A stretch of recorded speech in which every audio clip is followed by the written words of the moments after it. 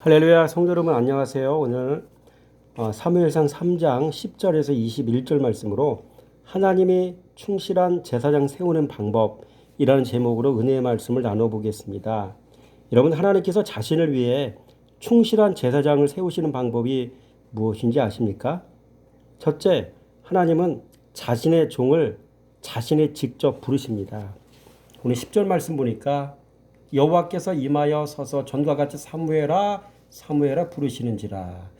여호와께서 직접 사무엘을 부르셨다는 얘기죠. 그러면 이와 관련해서 사무엘상 2장 35절 말씀에 보니까 내가 나를 위하여 충실한 제사장을 일으키리니 그 사람은 내 마음 내 뜻대로 행할 것이라 라고 말씀하고 있습니다. 또 이와 관련해서 사도행전 9장 15절 말씀에도 사울을 자신의 종으로 하나님 부르실 때 뭐라고 말씀하시는지 아십니까? 내가 택한 나의 그릇이다라고 바울을 향해서 그렇게 말씀하셨습니다. 여러분, 이 종을 부르시는 주도권이 하나님에게 있다는 거죠. 내가 공부를 잘해서, 내가 똑똑해서, 내 부모가 목회자라서 뭐 이런 것이 아니라 하나님의 지목해서 부르시는 것이죠. 당신의 종을 세우시는 일은 전적으로 하나님의 영역입니다. 하나님은 어떤 사람을 당신의 종으로 세우시겠습니까? 하나님의 마음과 또 하나님의 뜻을 행하는 사람을 당신의 종으로 세우신다는 겁니다. 쉽게 얘기해서 하나님의 말씀에 순종하는 자를 주님께서는 종으로 세우신다는 이야기죠. 둘째로 하나님은 자신의 종에게 말씀 순종하는 사람이 되게 하십니다. 그래서 아까 말씀드린 첫째는 사무엘을 부르셔도 종을 자기가 직접 부르셔요, 하나님이. 그 다음에 이르되 말씀하옵소서 주의 종이 듣겠나이다. 사무엘이 말한 거잖아요. 이 듣겠다라는 말의 히브리 원어를 살펴보니까 여러분 순종이라는 말이 있더라고요. 그렇죠. 순종하는 사람이 되게 하시죠. 그렇죠. 여러분 종의 기본 자세는요 순종이에요. 뭐에 대한 순종? 말씀에 대한 순종입니다. 여러분 자격 없는 종이 있어요. 옛날 이야기입니다. 주인이 자신의 종에게 이야기합니다. 여봐라 돌쇠야, 채소밭에 가서 김 좀 메고 와라. 네 주인님. 종이 그렇게 말합니다. 주인이 또 이렇게 말합니다. 한나절 힘들게 김 메고 돌아온 돌쇠에게 여봐라 돌쇠야, 상차려 올려라. 네 주인님. 쇠 빠지게 김 메고 돌아온 종에게 주인은 고생했다는 말 한마디 없었고요. 식사 자리에 앉아 같이 먹자는 말도 없었습니다. 여러분 이 시대는 인권을 존중하는 시대죠. 요즘 같으면 이런 주인을 섬기는 종은 그 자리 박차고 도망칠 수도 있습니다. 그러나 그리스도의 종은 주인의 푸더제배도 상처받지 않습니다. 종으로서 할 일을 한 것 외에는 다른 것을 생각하지 않기 때문입니다. 여러분 누가복음 17장 10절 말씀에 이런 말씀이 있습니다. 이와 같이 너희도 명령받은 것을 다 행한 후에 이르기를 우리는 무익한 종이라 우리가 하여야 할 일을 한 것뿐이라 할지니라. 여러분 종은 시험 받을 자격도 없어요.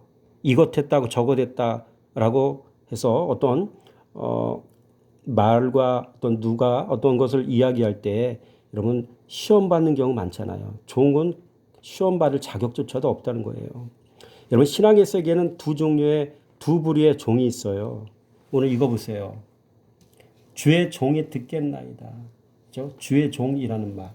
요 말을 히브리 원어로 찾아보니까 에베드입니다. 노예, 종 이런 뜻이더라고요. 여러분 주의 종은 말씀의 종입니다. 말씀으로 자기 부인 이룬 사람이 곧 말씀의 종입니다. 말씀 사랑해서 돈 이기고 정욕 이기고 음란 이기고 교만 이긴 사람이 말씀으로 자기 부인 이룬 사람입니다.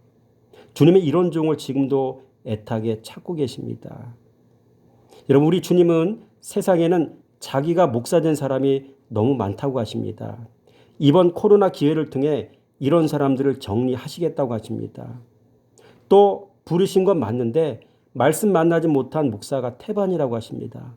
말씀으로 부름 받은 사람이라야 확실하게 부름 받은 주의 종이라고 하십니다. 여러분 신앙의 세계에는 두 부류의 종이 있어요. 종님이 있고요. 종놈이 있어요. 종님이 되려고 하는 사람이 있습니다. 이 종은 섬김 받으려는 종입니다. 또한 종놈이 되려고 하는 사람이 있습니다. 이 종은 남을 섬기려는 종입니다. 중요한 것은 예수님은 종놈으로 사셨다는 겁니다. 이 땅에 왕으로 오셨지만 주먹질 당하고 침뱉음을 당할 때 그걸 다 받아내셨던 종놈으로 사셨습니다. 그렇다면 그분의 종이라 자처하는 우리는 어떤 모습으로 살아야 되겠습니까? 여러분, 하나님 나라 만고불변의 법칙이 있습니다. 이 땅에서 종님, 지옥에서 종놈 되고, 이 땅에서 종놈, 하나님 나라 종님 됩니다. 셋째로 하나님은 당신의 종에게 말씀을 넣어주십니다. 여러분 11절 말씀 볼까요? 여호와께서 사무엘에게 이르시되 보라 내가 이스라엘 중에 한 일을 행하리니 그것을 듣는 자마다 두 귀가 올리리라. 여호와께서 사무엘에게 이르시되 말씀하셨다는 얘기죠. 여러분 하나님은 당신의 종에게 말씀을 넣어주십니다. 그래서 넣어주신 그 말씀이 생각나게 하시고요. 넣어주신 그 말씀을 깨닫게 하시고 넣어주신 그 말씀으로 모든 것을 분별하게 하십니다.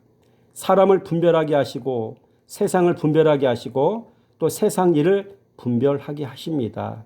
또 당신의 종에게 넣어주신 그 말씀을 말하게 하십니다. 자신도 말씀으로 다 하셨고요. 당신이 세우신 종도 말씀으로 모든 것을 다 하게 하십니다.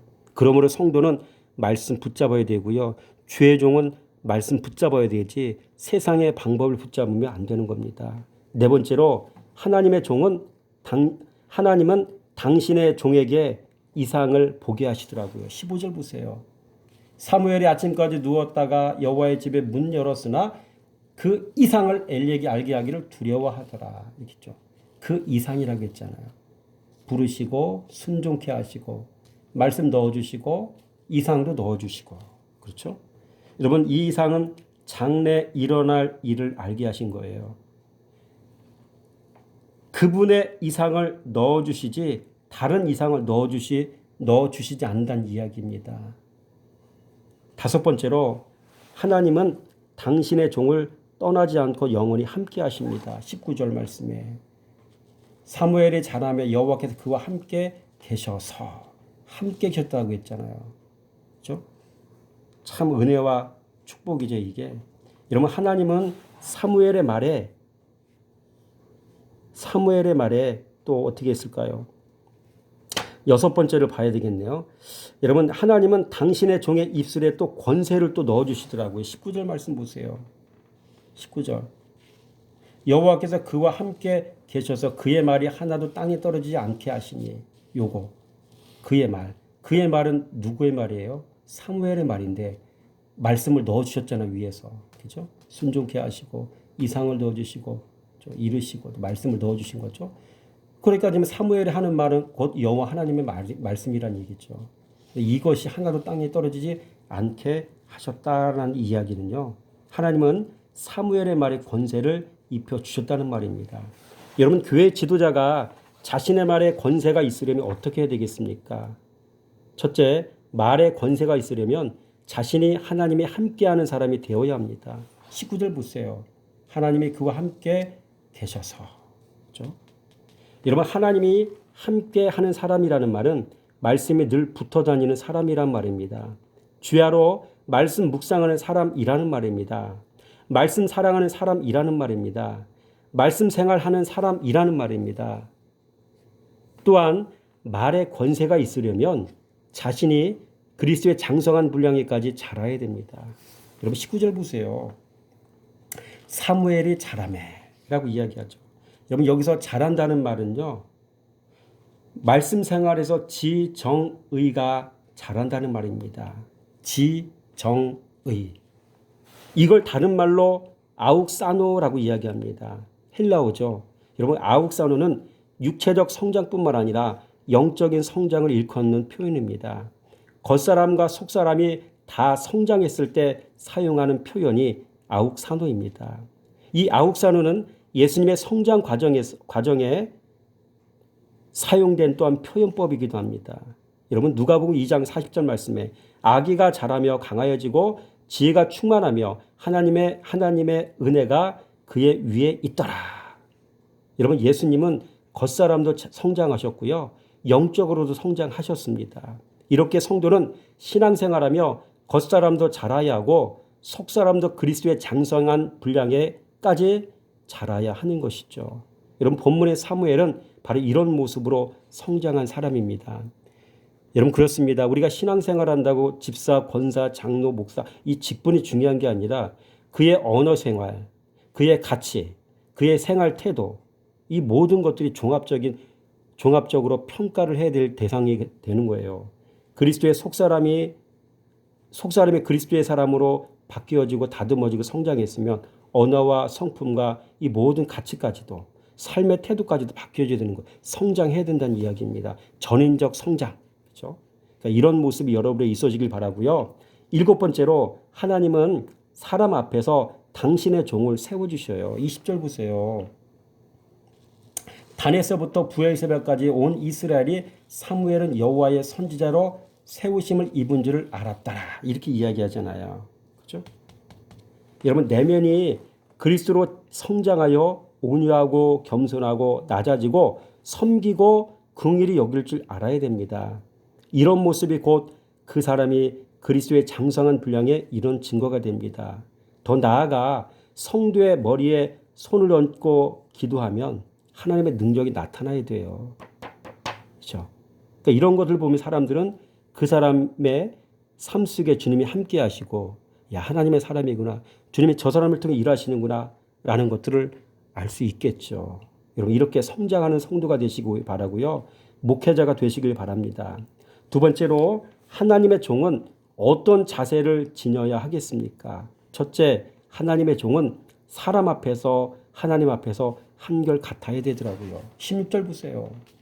엘리가 사무엘을 불러 이르되 내 아들 사무엘아 하니 그가 대답하되 내가 여기 있나이다 하니. 그렇죠? 엘리가 사무엘을 불렀을 때 내가 여기 있나이다 라고 이야기하죠. 그렇죠? 이렇게. 그렇죠? 또 요 이전의 말씀을 보면은 여러분, 하나님께서 사무엘을 부르실 때 똑같이 이렇게 답변을 했거든요. 내가 여기 있나이다. 여러분, 사무엘은 하나님 앞에서도 사람 앞에서 한결같은 사람이었어요. 사무엘상 2장 26절 말씀에 아이 사무엘이 점점 자라매 여호와와 사람들에게 은총을 더욱 받더라. 여러분, 모든 신앙인은 하나님 앞에서 또 사람 앞에서 모두에게 사랑스러워가는 것이 신앙의 목표입니다. 반면에 엘리는 세상과 타협했어요. 하나님께 사랑받는 자가 될 수 없었어요. 죄와 타협했습니다. 하나님보다 아들을 더 사랑했고요. 죄를 두려워하지 않았고요. 죄를 알면서도 끊어버리지 않았습니다. 그 내용이 13절에 나오잖아요. 내가 그의 집을 영원토록 심판하겠다고 그에게 말한 것은 그가 아는 죄악 때문이니. 본인이 알죠. 이는 그가 자기 아들들이 저주를 자청하되 금하지 아니하였음이니라 라고 이야기하잖아요. 이게 알면서도 죄를 안 끊었죠. 하나님이 사랑할 수 있을까요, 엘리를? 이런 모습들. 둘째로 하나님의 종은 하나님께 받은 말씀과 하나님께 받은 이상을 가감없이 말할 수 있는 사람이어야 돼요. 18절 말씀에 사무엘이 그것을 그에게 자세히 말하고 조금도 숨기지 아니하니 그가 이르되 이는 여호와이시니 선하신 대로 하실 것이니라 하니라. 숨기지 않았다. 그렇죠? 여러분, 사람 두려워하지 않는 사람이 되어야 합니다. 여러분, 성도는 진리가 들어오면 이렇게 돼요. 말씀이 들어오면 사람 앞에서 담대해집니다. 여러분, 이해 타산적인 사람이 되어서는 안 돼요. 그리스도의 편에 서서 주님께서 말씀하시는 거 말하고 주님 편에 서서 생각하고 행동하고 살고, 이런 성도가 되시기 바라고요. 사람보다 하나님을 더 두려워할 줄 알아야 돼요. 말씀을 두려워할 줄 알아야 된다고요. 아무쪼록 여러분, 오늘 본문의 말씀을 통해 하나님이 충실한 제사장을 세우시는 방법을 이 시간 말씀을 통해 나누어 보았습니다. 7가지 있죠. 여러분, 이 말씀들을 가만히 한번 새겨보면서 여러분들 하나님 앞에 충실한 제사장으로 세움 받기 원합니다. 신앙의 공동체 안에서, 가정에서, 교회에서, 여러분 직장 가운데서 여러분 신실한 또한 충실한 제사장으로 세움받고 그렇게 쓰임받는 저와 여러분 모두가 되시길 주님의 이름으로 축원하며 드립니다.